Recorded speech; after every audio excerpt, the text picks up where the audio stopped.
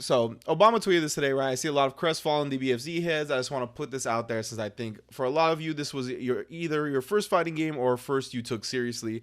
Post support Twilight phase, though unconfirmed, happens for every game in the modern era, not just Dragon Ball Fighters. Of course, this tweet comes after the fact that we had the big Dragon Ball battle hour, right? And at the end of it, all that was really announced for Dragon Ball Fighters going forward is balance updates to come and a very vague statement of some type of new environments for players to compete in, right?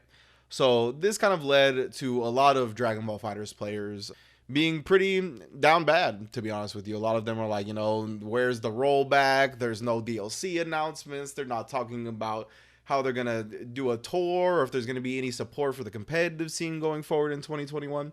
It's definitely a weird time. It's hard to really support a competitive scene when there's not like events to go to. And we've heard some of the Japanese developers, right, really talk about how missing events now really drove home the point about how important those were to marketing the game and really spreading the word of mouth of the game and kind of making sure it's always in some type of spotlight.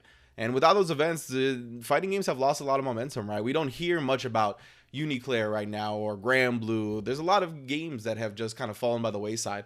And, I think a lot of people are scared that with no Season 4 pass announcement, no competitive aspect announcement from ArcSys or Bandai Namco regarding Dragon Ball Fighters, that they're afraid that that's what's going to happen to their game too, right? He kind of goes on to be like, it's fine to be sad about the current situation, right? How it seemingly is ending, but you got to remember the fun and great times, right? And don't stop playing or having events if you do still really like the game.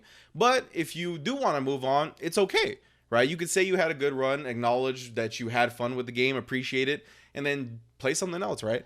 I've been around for a little minute now, and I had this whole thing with Marvel 3. I think Hanzo talked about it as well with Marvel 3, right? Marvel vs. Capcom 3 is still my favorite fighting game of all time.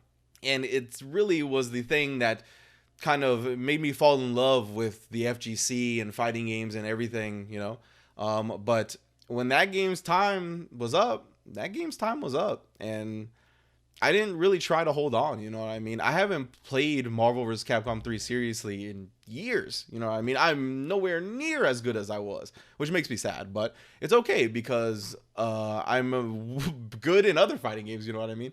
I've learned so many other fighting games since really just playing Marvel 3, right? I played a shit ton of Guilty Gear Xrd. I've played Mortal Kombat 10. I've played Mortal Kombat 11.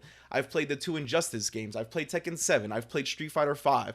I've gone out back and played older games too. I've played KOF 2002. I played KOF 14.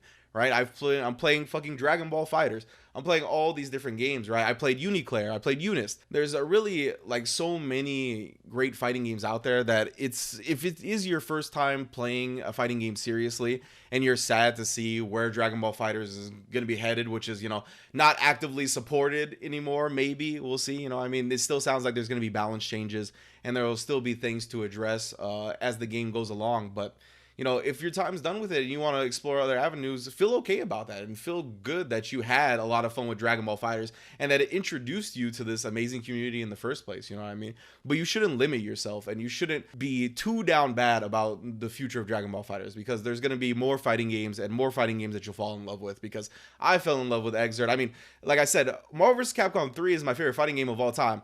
But if you've ever heard me talk, you know that Zato, Eddie, is my favorite fighting game character across any and all fighting games, right?